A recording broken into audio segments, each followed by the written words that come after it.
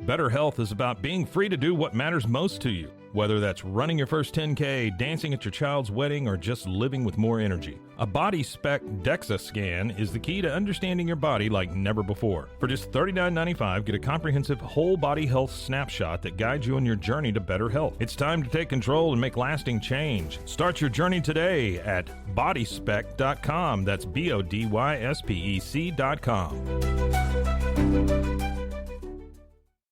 At Tusane's, we understand that maintaining a healthy lifestyle can be challenging, especially in today's fast-paced world. That's why our mission is to make fitness accessible to everyone, anywhere. Committed to excellence, we adopt a user-centric approach guided by ergonomics and medical science. With a team of seasoned professionals in R&D, design, and manufacturing, we prioritize quality across our entire product line. Visit Tusanes.com today and start your journey to better health. That's TOUSAINS.com.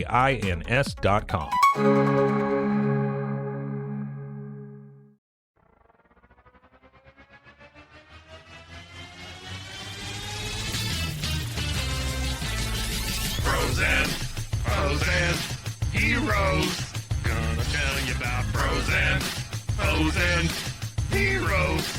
Gonna tell you about comic books, costumes, facts, boots, and other stuff. In this week's issue, World's Finest Wednesday.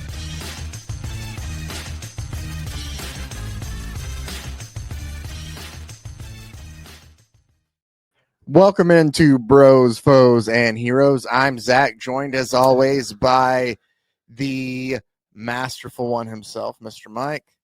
Mike, do I look a little off center, or is that just me? No, I think you're fine. Okay. Yeah, anyway, it's the DVD background. I'm Zach. It's Mike. Yeah, well, it's not the thing. Oh, you're talking about you. You have the DVD background. I have the going? DVD background. I think it's throwing you off. Maybe it is. I just feel like You watch, there it comes. Yeah, I don't know. I just feel like I'm off. We have my. Have I ever shown anybody here? Quick tour of my back thing. Mr. Miracle, Quick tour of my back thing. a Roy Kent Venn diagram. This is terrible for people who are just listening. Yeah, Never mind. Yeah. Well, if you are listening, the DVD thing we were talking about is that DVD logo. Oh, that's that true, too. Bounce around on the screen. Yeah. Yeah, it's behind me. Anyway, welcome into Pat and Lawrence Taylor for some reason are behind me.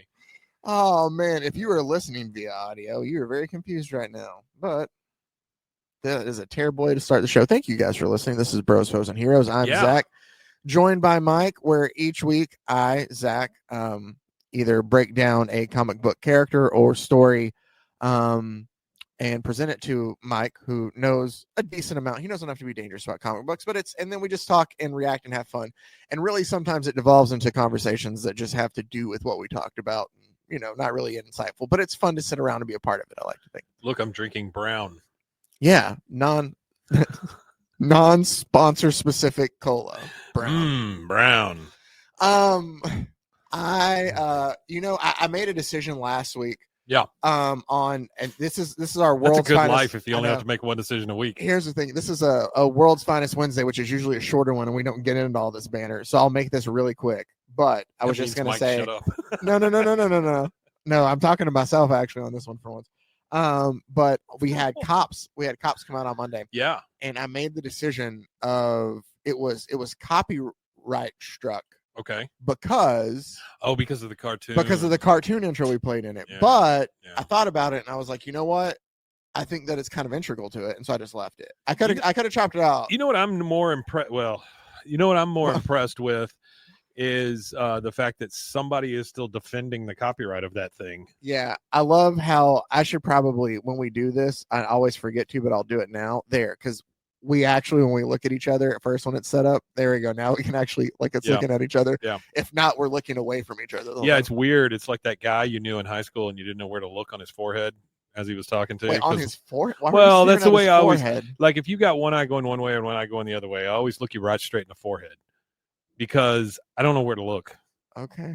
You know what I'm talking about? I guess I kind of get what there you're was a thing for. The other day, my scroll doom scroll thing. Yeah. It was this couple, and I use that word generally or literally or figuratively. Okay. I use it in any way I want.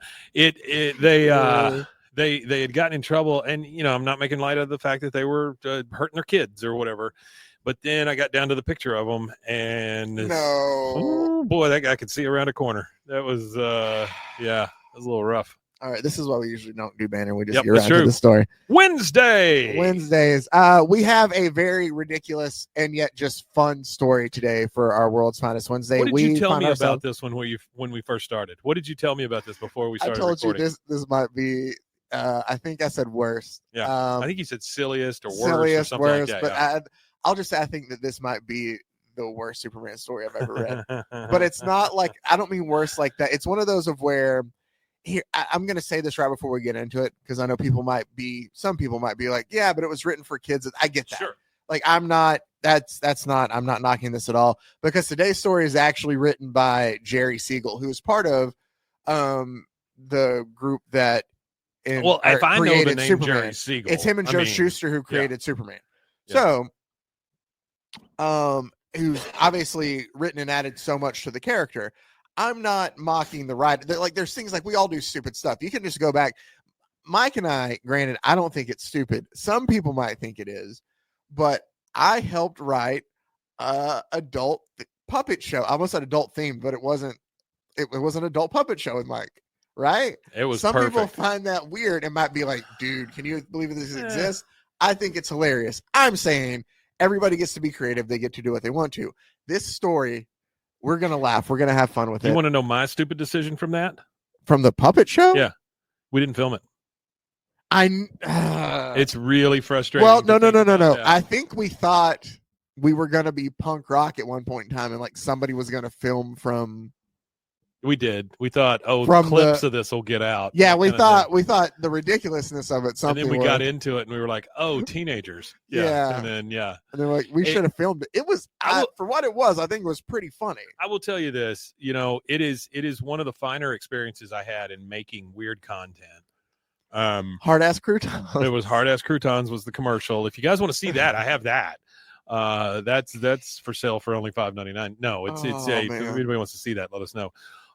Very Hard Croutons was the name of the commercial, and it's stupid because it's like 2 minutes long. Like, nobody's playing that. Well, it was that, and then our commercial breaks were also like old, like they were old Muppets commercials. Like, it would be a Muppet, but not like the Muppets. It was the Muppets before it was the Muppets. Oh, really? So it was original Jim Henson Muppets. Before they were even called that. And they were like, hey, try Folgers coffee or I'm going to shoot myself in the head. I mean, it was that kind of thing. And I'm not making light of people shooting themselves in the head. Don't do that.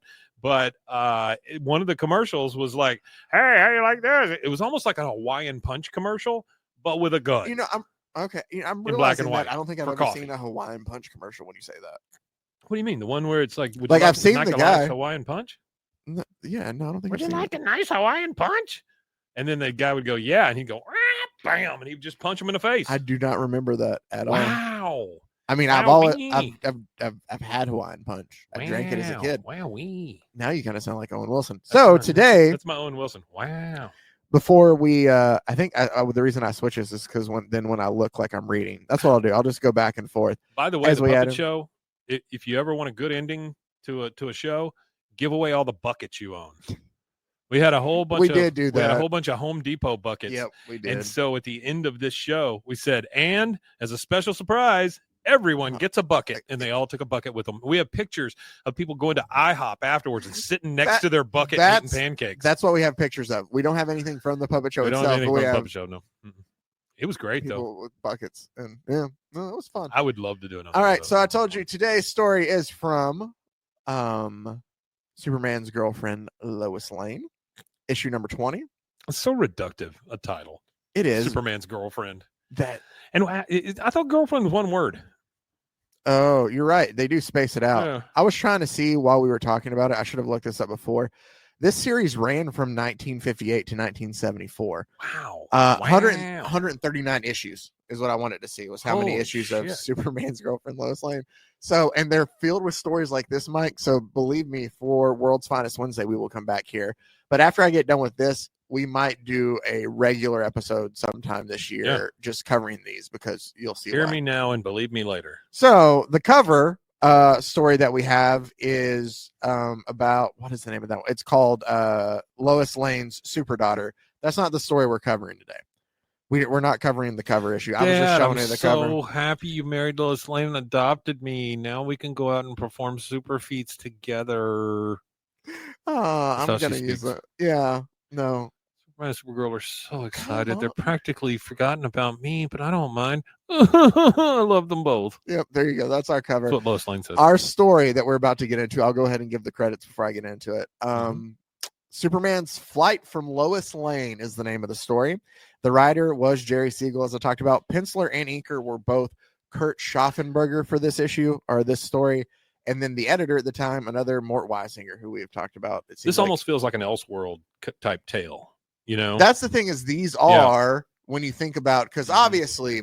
Yeah, they're not canon. I mean, come on. No, not now. At the time, though, like these are things that were written for DC. Stayed very lighthearted. Yes. They were the family-friendly comic at the time before they went a little, and it was very much written for kids, and I get that. And before they hired Momoa. We get things like this, but sometimes, did we talk about that? Yeah, we talked about Lobo. Okay. You get stories that are so ridiculous and all of this that are just fun to enjoy, and you have to appreciate it for what it is, a Silver Age Superman tale, which is why we made this Wednesday show. I don't think anybody thinks this was made yesterday. No, I did add you a treasure chest of fun because Mike loves the fun. I love how he just like digs in a little bit. Yeah, he leans into the laptop. What does that thing say at the bottom? Oh, no, black tent. I've made my bed now to sleep. Yeah, black tent. What is that? It's chewing gum. It says sucker start. Turns your teeth black. Yeah, chewing this ordinary looking gum, and his mouth and teeth turns black. It's awful, but harmless. That's fun. Who doesn't want to make their teeth turn black? Prankster exhaust whistle, an auto breaker. Greatest you put it on the back of the car. Place this gadget inside any tailpipe and watch the fun. Do that kind of Sounds like the transmission, fuel pump, and whole rear have caved in. Harmless, but a panic. That's what happened to my second wife. 75. Whole rear caved in. 75. How her rear cave. These are wonderful, though. I love the these rubber snake. Build a body of steel. Atomic Lumpy smoke face, bomb. whatever that is. Hot candy. Is that what that is? Hot candy? No, yeah. Okay. I guess it probably looks like strawberry, but it's cinnamon or something. Oh, it's so hot. Our story. And then he dies because he's allergic to it. Our story is Superman's girlfriend, Lois Lane, issue number 20. As I said, the Superman's Flight from Lois Lane. We start off where Superman is rescuing Lois as she's falling. And Lois says, imagine being rescued by the amazing Superman who recently came to Metropolis. How thrilling. But if you look behind, there's a billboard behind Superman. Clark? And it says, listen to Clark Kent on radio station WMET. Great new Midnight to Dawn disc jockey. Midnight to Dawn. Midnight to Dawn. You're going to love this. You are so going to love this. The whole time I was reading it, I was thinking that. And Superman thinks to himself, like, what's going on? I traveled back into the past to begin another life in Metropolis and took another job, mainly to avoid Lois. But here I am rescuing her again. So that's going to set the scene. He's so put upon. He is. Superman. I wanted to read it as is to set the scene of the comic we get into with our story. Superman's being a bitch. This is what Superman's doing. Our tale opens up where Superman and Lois are about to jump out of a plane. Right? Okay. Superman's like, oh, man. Doesn't seem fair, but okay. They're both about to jump out, parachute out of a plane. Superman as Clark Kent pretends to be scared. He's like, I don't know if I can go through with this job that like Perry gave us of writing an article of what it's like to parachute jump, Lois. And Lois just basically kicks him in the butt out of the plane and goes, don't be chicken, Clark. Out you go. And here's the thing you have to understand. She doesn't know that he can fly. No, she just was like, come on. Well, as he falls out, his parachute does not open. Uh-oh. And he falls. And Lois is like, oh no. Oh my God. His parachute. He did a Wile E. Coyote. He did. He's like, oh no, his parachute won't open. And she's just like, I can't bear to watch. And so she covers her face. And while she covers her face, Superman, who has, like Mike said, thwomped in the ground, or voomp is the sound effect it does, into the ground like Wile E. Coyote, pulls himself out and uses his breath to blow open his parachute and blow himself back up into the sky. Again, he has made a man-sized hole in the ground. It's the shape of a man, like with his arms out. Yeah. It's a man akimbo.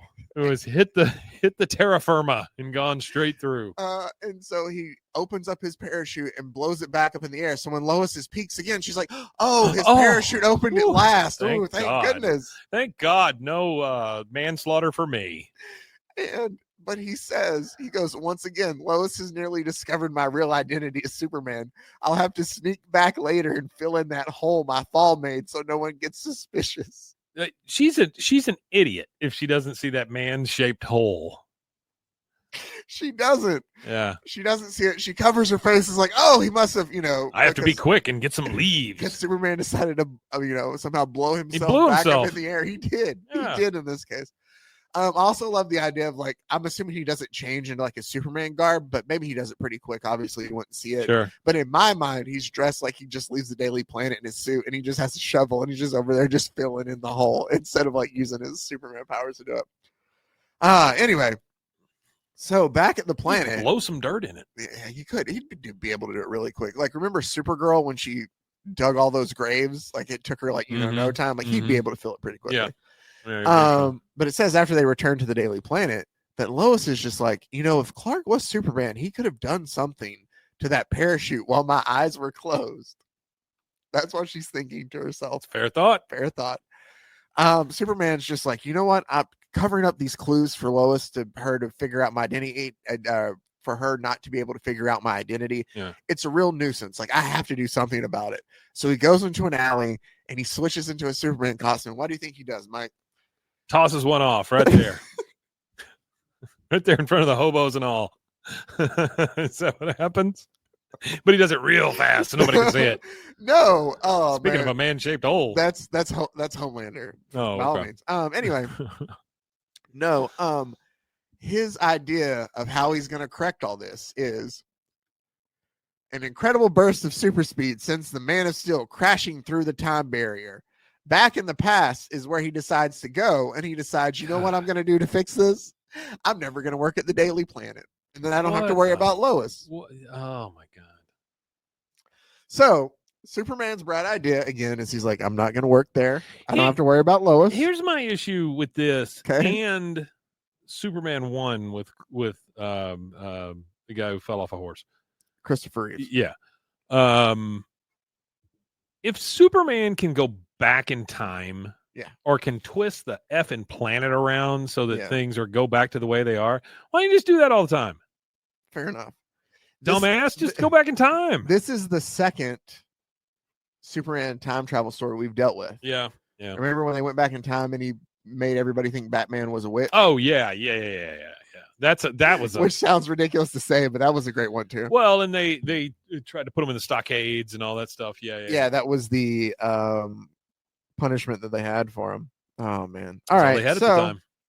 So Superman. Plus, he's ruined all those calendars. That's true.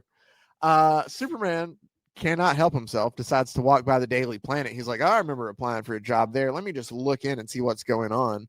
And he looks and he peers using his super sight and hearing because he doesn't walk in, but he can see what's going on. Yeah. And Lois Lane is there at the classifieds desk working for the woman who usually takes classified ads, but isn't there that day. And he overhears that the radio manager of WMET would like to advertise for a midnight to dawn disc jockey. And that's where I go as the classifieds. By the way, I don't think I gave you the time frame. I think this is October of 1960. I know you usually like to know. That's when this issue came out. Yeah. Okay. So down on the street, Superman's like, you know what? A disc jockey? Yeah, I could do that. That's a real job. And he's like, it'd be a good front then for me to be Superman too. And plus I don't have to worry about Lois harassing me with her tricks, man. Yeah. So he goes to apply. And the guy asks, well, what are your qualifications? And he tells him, man, I like music a lot. And I can name almost every song written in the last 50 years. And so the guy decides. That's a friggin' lie. No, anyone. He has total recall memory. Do you not remember? Does he? Yeah. All right. At least at this time. Okay, but again, he would have had to have seen or heard every single song. He doesn't. Here's how he gets by this. The guy asks him to name songs, and he just peers past him. The radio's record library is right behind the guy giving him the interview. So he just reads off the spines of the records. It's like freaking Usual Suspects. Yeah, he's just like reading the information off the records albums in the station's record library next door is easy. And that guy's like, man, you named like 500 titles correctly. 500? Names of these songs include The Night You Cried by John Crane, Kisses That Lie by Young and Brandon.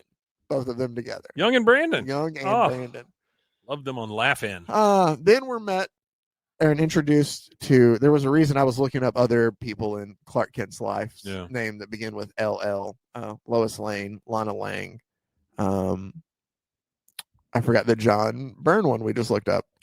Lori Loopy Looney. Lemus. Laura Lingus. Is that what you just said? No, I didn't. That's an SNL joke. No, that's Lingus. Colonel. Never mind. Colonel Lingus. So Colonel. we are introduced to, or Clark is introduced to, Lisa Landis. Okay. And that's John's daughter. Yeah, she's gonna be or Max's sister, I guess. Mm-hmm. So she is going to be Clark's assistant here. Okay. And he thinks, but he's like, man, okay, the initials LL, this always seems to be a thing. They always like to remind you. He's like, Lana Lang was my girlfriend when I was a teenage boy. What a coincidence. Anyway, we don't have to worry about Lisa right now because Lisa Lane's that bitch that pushed me out of a plane. That's Lois. But Lisa's like, I heard you like to work alone. He's like, yeah, I do better that way. And she's like, all right, I'll give you your space. And he's like, man, this is so nice. She's discreet. Thank goodness. Mm-hmm. He's like, she won't be a best like Lois Lane was. Like Superman's so relieved by this. And you know what? He just becomes beloved. He's the best disc jockey. He's the best. He is. It says instantaneous success greets. He's never cracked. Are you ready record. for the name of the song? The song. Are you ready for the Please. name of his show title? Instantaneous Success greets the Songs with Clark Kent Midnight to Dawn Disc Jockey Show. The Songs with Clark Kent. The full name is The Songs with, or no, it's just the, and then it starts. So it's Songs with Clark Kent Midnight to Dawn Disc Jockey Show is the full name of the show. Wow. It's a mouthful, man. The man who has a microphone and some records near him show. And if you wanted to know what Superman sounds like, hosting a radio show, it'd be, hiya, Platter fans. This is the Sultan of Song, Clark Kent, bringing you to another smash lineup of great tunes. And now a lovely melody that's skyrocketing up toward #1 spot on your WMET Hits Parade. It's Rubber Band Man. I had to. I'm sorry. It's Lips That Caress. Lips That Caress. Yeah. Anyway, so he's doing very well as a disc jockey. And during the day when he's not working at the radio station, he's still performing Superman feats. So it's perfect for him. And circumcision. And nobody's there. Well, that's just until, he's able to get a little bit more at the radio station. Oh, I thought you were going to say a little bit more off. Oh, no, not making that joke. But as he's just sitting there, I guess we did. As he's just sitting there thinking at the radio station while he's listening to a record play one day, he's like, you know what? I do wonder what's going on with Lois over at the Daily Planet. And so he views over there. He views over there and he sees her. And the boss, Perry White's just like, Lois, go home. You've been working a lot. Like, Lois, go home. You've been working a lot on this counterfeit ring, like exposing them. Like, this is a great article. Wasn't she just working at the classifieds desk?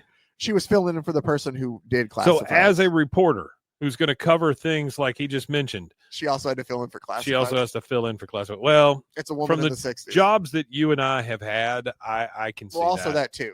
Yeah, but I do feel like they would also, unfortunately, not respect her and be like, oh, the classified girl's out. Who should we do it? Have Lane do it. She's the only other woman we got here. True. That kind of thing. True. So who's got ovaries? Yeah. That seems very 60s-ish. But what was that? Oh, so Lois goes to leave, but Clark is watching. For some reason, he just keeps following her.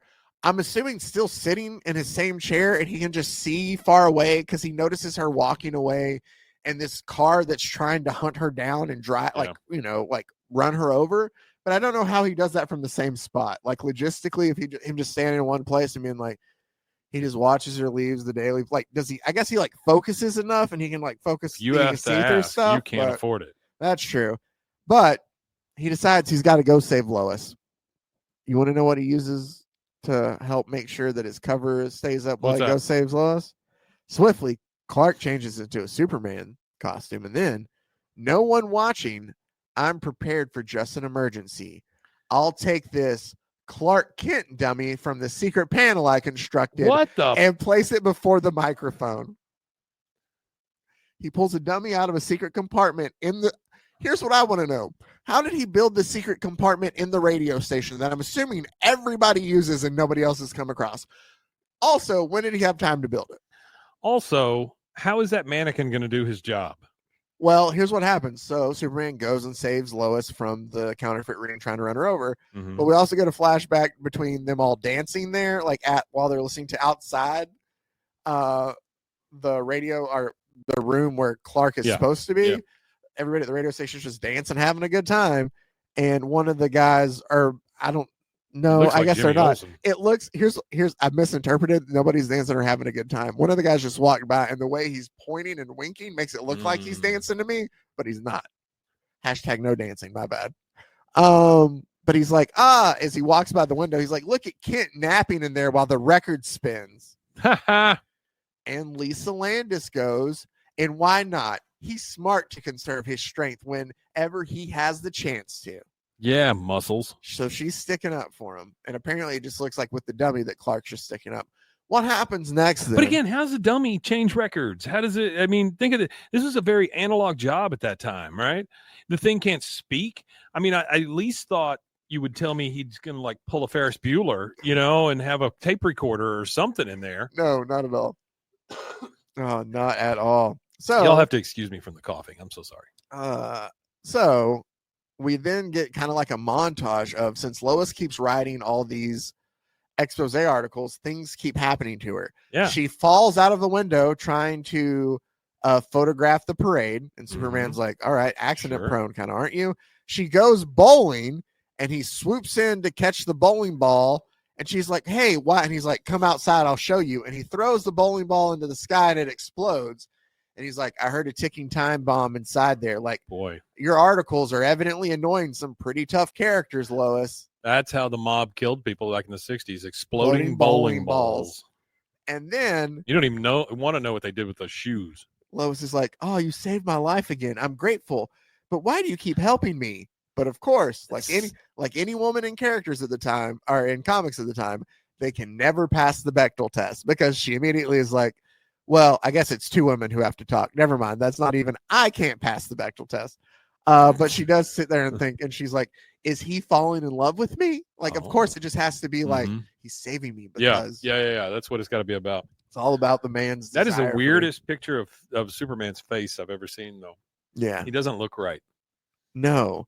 And remember, they wanted to erase Jack Kirby's Superman face to have Kurt Swan draw over it. Right. No, that's not this. I'm just saying, like, that one's okay, but that one's weird looking. Haven't really changed it.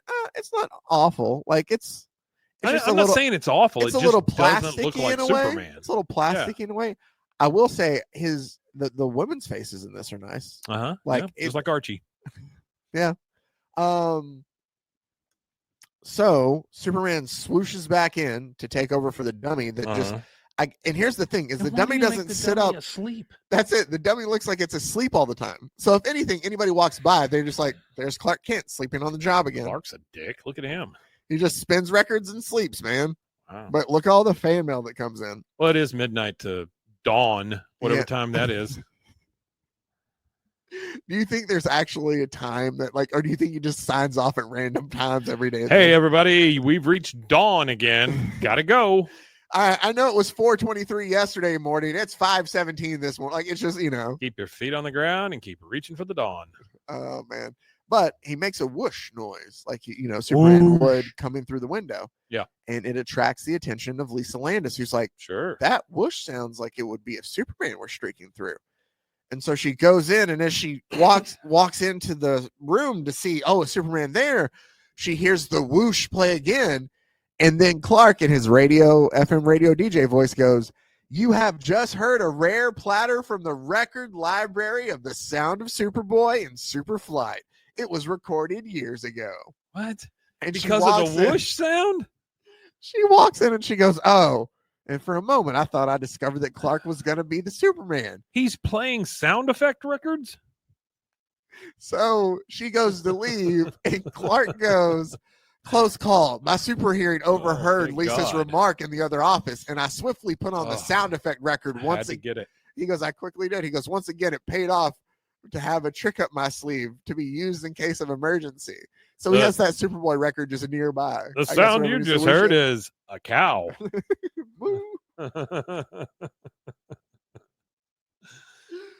Oh, man. So, but as she's leaving, Lisa goes, hold on. What if Clark really is Superman? He could have kept that sound effect record handy just to cover it up. Damn, woman, come on. Which is a weird thing just to be like, I bet he has a sound effect record nearby to cover up. He's just got one in being his pants at Superman. all time. And so she goes, you know what? I can prove he's Superman. Or no, she goes, if I can prove that he's Superman, maybe he might think that I'm so clever, he'll want to marry me. Oh, perfect. Yeah. The logic there is just like, hey, he has this secret identity that he wants nobody to know about. So here's the If deal. I out that and figure it, he'll If be I like, can fuck that up for him, I bet he'll love me forever. Oh, and by the way, I'm kind of screwing society at the same time. But other than that, I'll be good. he'll think I'm so clever. Like, man, she's so smart. He'll want to put a baby in Yeah, me. Lex Luthor finally succeeded, but you know what? He loves me. At least he loves me. I wish he didn't have to work at that factory. So she comes back and she decides she's going to cut Superman's hair because she's like, oh, if I try to cut these scissors, she goes, I'm going to try to snip off a lock of the scissors. And if the scissors can't cut the hair, then it proves that it's Superman. Because remember, there was a time where he couldn't cut, like he had to do special things to shave and all that. Like hair couldn't penetrate his skin, all that. It's weird Silver Age stuff. The thing is, what she's going to find is he keeps a big wad of hair in his pocket at all times. So, yeah. It's like, oh, no. Yeah. He has that secret hair there. Well, he moves so fast. He does. He just throws some of that loose hair on his head. Loose hair. Better than loose milk. Sure. Loose milk. Soup is cereal. Oh, man. That's been a whole thing here lately. So, I wonder, has the DVD hit the corner? I just noticed that now. I got distracted the entire time we watched. I wonder if it's hit down in your corner. The DVD logo that's behind it's hitting my corner, all right. I don't like that. So, but as Lisa comes up behind Clark with these scissors to, cut his hair, he turns around and uses his X-ray vision to cut through the small screw that connects the scissor blades. So they fall apart. And she's like, drats. Like, I guess that's not going to work. So then, as before Clark connects it, Lisa douses him with a liquid. And he's like, Lisa, what is this? And she goes, cheap perfume. It's sent as guaranteed to clean you for weeks. Superman is scheduled to appear at a public ceremony at City Hall this afternoon. And if he smells, then I've proved that it's really you. Shit, now I got to go back in time again. Essentially. He's just consistently going back in time, back in time, back in time. So, no, it's even better. He flies away to a cave and leaves his clothes in there. Okay. And he's like, I'll leave them here. That way they won't stop traffic because of how much it smells. And you can see, even flying in outer space, the scent waves of this cheap perfume that Lisa doused on him. Yeah. How do you get rid of those scents? You bathe in the rays of the sun itself, Mike. Night swept. Soon, Superman bathes himself on the sun's torrid surface, and he's like, the mightiest sun bath of all time. It's working. The sun's inconceivably high temperature is evaporating the cheap perfume off of me. What? That's not the way evaporation works. It does here. Okay. So they come back, and it's him Superman accepting that award at City Hall, and Lisa shows up and goes, you don't smell like perfume.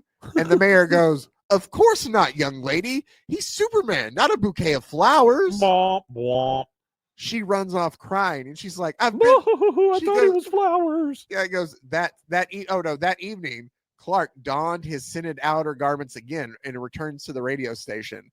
And she's like, he's like, it's better this way. Oh, no, I'm sorry. I got him out of order. She's just like, Lisa says, I've been a fool for hoping to trick Superman into marrying me. I'll quit my job. And Clark goes, it's better this way. Now I can carry on my work as Superman without being bothered by an inquisitive female. Yeah. Well, okay. Then I don't want you to look at the bottom, Mike. I need to see this Okay. to see it. But actually, here, I'll just. No, you're good. I got it. I'm covering You're it good. up. So then what happens is Clark is able to just sit there and he buys a new suit and make sure to say that he purchases a new suit that's not dousing cheap perfume. Look how much he loves those sounds. Dude, coming he off does. that record. And then it goes, that last song was entitled Alone at Last. It's a special favorite of mine. Chuckle. It's dreamy. And so I'll play it again right now. And he does, and he fades off, listening to the Alone at Last. And he goes, no Lois Lane to drive me dippy. No Lana Lang to hound me unmercifully. No Lisa Landis to sneak up on me. Man, this is living. This is living indeed. That's what he says. But comes the dawn and the close of another broadcast, and Lois shows up. And she goes, I'm Lois of Lois Lane of the Daily Planet. And I've been assigned to write an article on the private life of a disc jockey. I've received permission from the station to study you day and night. And Clark just goes, I quit, and just like barges out. Through the time barrier, Superman speeds again. How ironic. I tried to live another life to escape the suspicions of Lois. Not only was I kept busy rescuing Lois, but another LL zeroed in on me. I give up. Now, do you want to take a guess, Mike? I know the people who have read this, but you haven't, and the people listening to the audio are going to get the full benefit of this whole comic. Yeah, because it's going to benefit this part. Do you want to guess what the moral of the story is? Right, we got the last two panels here. You want to think the moral of the story is of like, man, maybe I just have to come to accept that Lois is always going to be something, right? Something like that. Or I think the moral of the story is time travel's just not worth it. There we go. You want to know how we end this story? How's that? Returning to the year 1960, Clark reports back to his job at the Daily Planet. And Lois is sitting talking to this blonde woman at the desk. And Clark goes, that woman Lois is interviewing looks very familiar. And then it says, after the woman departs, Lois comes over to Clark and goes, that woman who just left has been selected the wife of the year. That's her, right? She's married to the owner of the radio station. Yeah. That's Lisa Landis. You want to know what Clark has to say about Lisa Landis, Mike? I think he's going to say she got big. Great Scott. That was Lisa Landis, grown enormously fat through the years. Gasp. Thank goodness I never married her. Woo. Yeah. The end. Wow. What a fucking dick. What a dipshit. Yeah, that sucks. Wow. All of that story. It was all fun and games. It until was the fat all lady fun shows and up. games Yep. until I can body shame somebody. Wow. That's my Superman. Wow. I know. I get that it was written from that, but still, I was but still at the time, the whole. that's still No, shitty. it's not. It's very shitty. But the whole thing is like story. That's what we're gonna end with. Story. Fat joke. Bump, bump, bump, bump, bump. Bump. Yep, that's it. Man, wow. That poor chubby kid who had to read that was just like, shit, right? Yeah. Still, I just read that. It's kind of like the one we covered a couple with the last Superman's girlfriend, Lois Lane. And I'm sure this is not the last one like this either, where she made sure to point out that he picked a prune-faced girl for the beauty queen. Yeah. I have no idea, and completely off topic, I have no idea why comics are considered so male dominated, They're not. So here's the thing though, is they're not. Like, there have been phenomenal female like authors and artists. Not at that time. And there were some of that time. Oh, really? Some of them, some of these people had. There's a great, no fat ones though. For sure, not being able to write stories. They probably pitched them and they were told like, that's funny. One day, kid. That's funny, Tubby. Now instead she's gonna be fat. Yeah. No, it was there's a great book called Women in Comics that I've read that's really good, just about like the early, it kind of talks about like the people in the golden age and stuff like that. Yeah. But there was also, and I am blanking, there's a really great anecdote in the book 10 Cent Plague, which I still need to finish. That's about the like the EC Comics, the Senate hearing about how evil, like we've talked about. Yeah, I think you've talked about it. That. It's what the comics code came out of. And but all that they're stuff. interviewing one of these artists. Like, they're talking about like, you walk through this woman's house and she just has artwork all over the wall of like either people she's taught or like things she's done. And some of it's like even like there's like old comic book art hung, and it just doesn't seem to fit the woman. And it's because you come to find out, like, why they're telling the story is like she was an artist there at the time and was phenomenal at what she did, but how they just ran everybody out because of obviously like, oh, they're evil and all that. And she never went back to doing things like that. But there have always been, maybe not again under women, sometimes not even under women pen names, but, or, you know, for art or for penmanship for authoring. I don't know. Penmanship for authoring. Yeah. Anyway, so that I just got to that and I was like, really? That's how we're going to close it out? But that is the end. Yeah, that's a shitty ending. Hey, it's Cora, the car hop. That's not what. There's just a cheap joke in there. The reason I included this page is at the very bottom. Son of Bizarro. Yeah, but look at that creepy little baby. Yeah, look at that creepy little Bizarro baby. Yeah, it's a 3-part novel about the son of Bizarro. What does it say about Frankenstein? Oh, Bizarro, a crude imitation of Superman, weirder than Frankenstein. Oh, weird. I wanted to ask you, do you want me to see if I can hunt down the son of Bizarro epic? Oh, please. Come on. There's some other, also there's Aquaman, the Aqua Thief of the Seven Seas, and the Interplanetary Kongorilla. Love it. Pretty sure Kongorilla was in Creature Commandos. Superman's battle with Hercules. Yeah, and the mystery Supergirl, a riddle you'll never solve. I also included 2 ads just to close this out. If you wanted to get a free genuine nickel silver signet ring, that's how you join Skull and Bones. You want to know? You want to know all? You want to know all you got to do to get that ring? Just name those 4 guys. Jefferson, but don't mail without the coupon. Oh, coupon. Yeah. And then lastly, Mike, because we're all about kids making money in these comics. Is this seed packages? No. Oh. Do you want spending money? Sell these popular patriotic and religious mottos. What? You just send. It's just a motto written on a piece of paper? Wow. Send us no money in advance.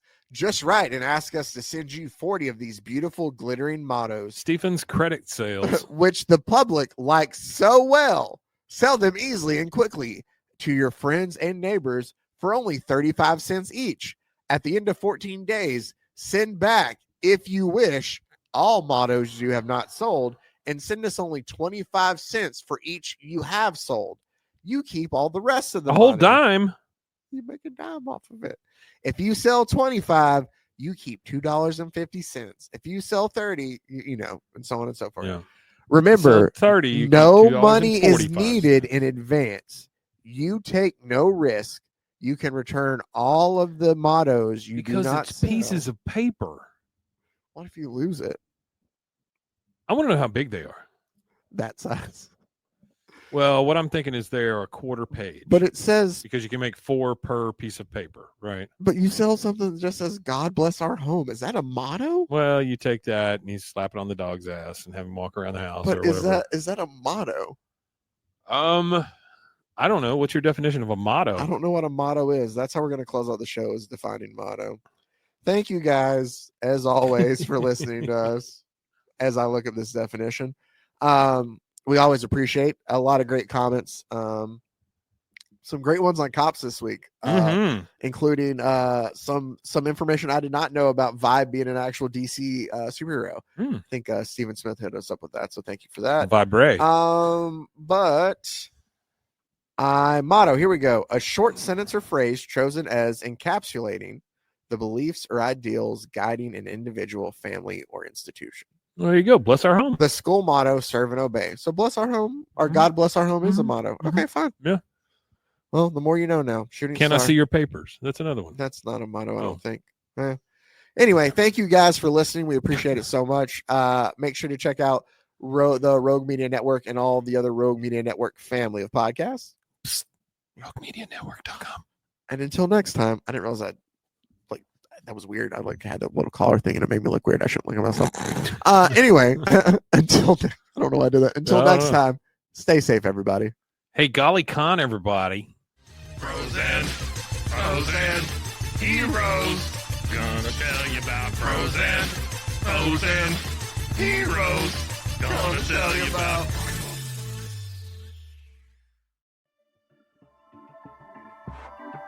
This has been a Rogue Media Network production.